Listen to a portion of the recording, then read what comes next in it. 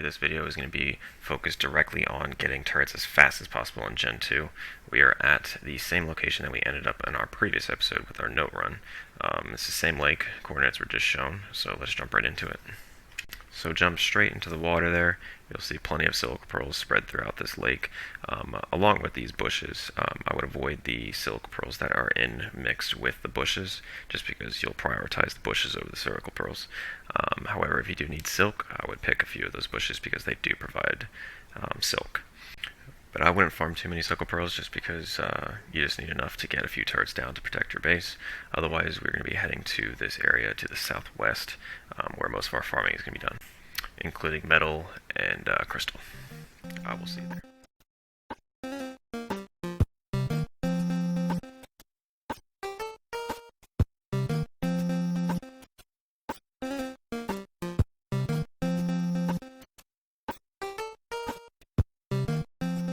Alright, so as we make our way to this mountain, we are going to be passing a mission zone terminal type thing where we're going to use in the future. But in the meantime, we are going to be continuing on. As you see, those are all the mats that we're going to need for our turrets. And we're just going to continue down this valley here and just farming everything on our path. Wood, thatch, fiber, stone, metal, everything. Just to get a basic kind of base setup to where we can just get that metal going. The metal is going to be our biggest choke point in all of this, just because the silica pearls use it, as well as the turrets. So if you're on a fast server that cooks the ingots quick, then you have no issue with it. However, if you're on officials, I would go ahead and build quite a few forges just so it would smelt quicker. However, definitely focus on getting enough metal to where you don't have to do it again for a while, and Genesis 2 is the easiest place to do that just because there's so much, especially in this one spot. So once we get done here, we will continue on.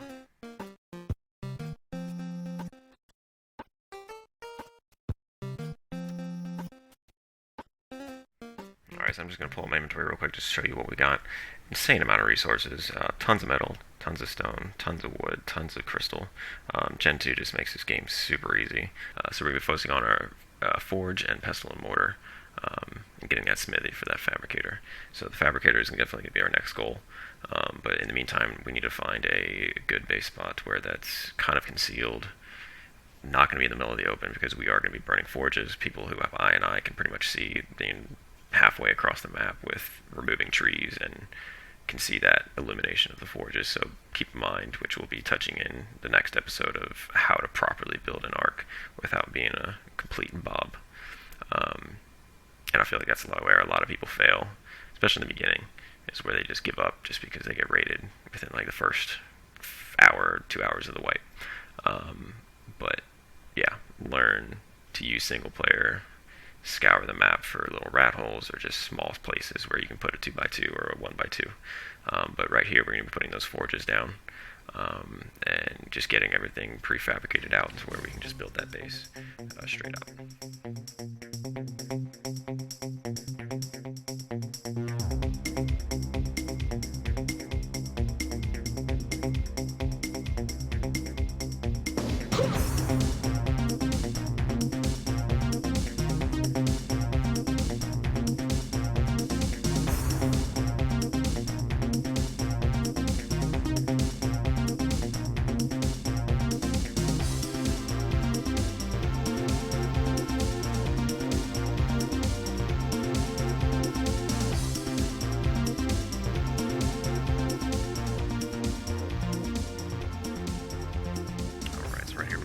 Forges down, and you might be wondering why I'm turning the forges around.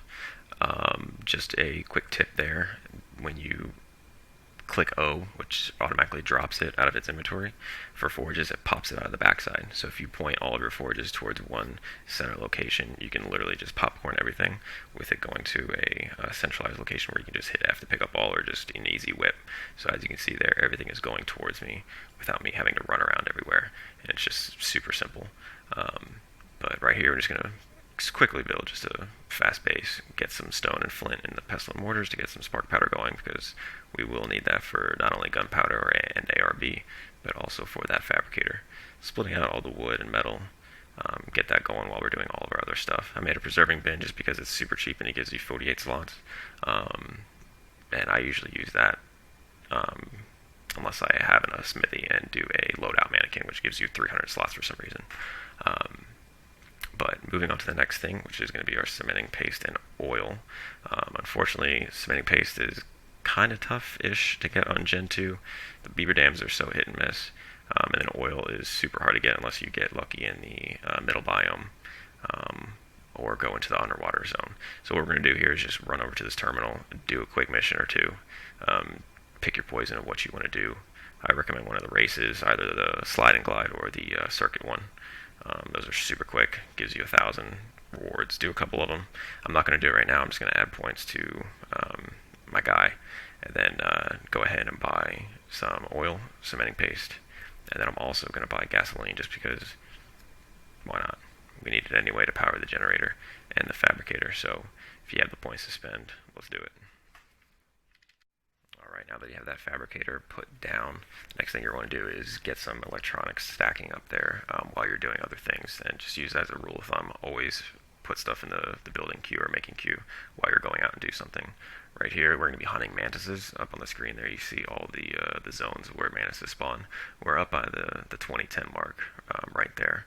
So we're just going to hunt some down, and the best way, which you'll see the chart popped up in a second after I kill this one here, is going to be a chainsaw. So once you get some polymer, I don't remember how much polymer it is, but I would definitely make a chainsaw and then do this. If you don't want to do that, just use a club. I believe that's the second best thing other than using a tame. But yeah, go around, get enough polymer, and keep in mind that you really don't need that much polymer for turrets. It's only 20 for autos and 50 for heavies.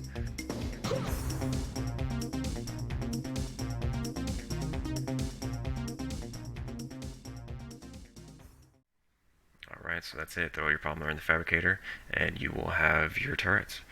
Simple as that. Probably takes you about 30 minutes to do all of this in total, once you get it down pat. In the next video, we're going to be going over how to properly build on a PvP server. Not building in the open, building in certain spots, keeping stuff in upload, doing all that fun stuff. See you next time. Appreciate you watching.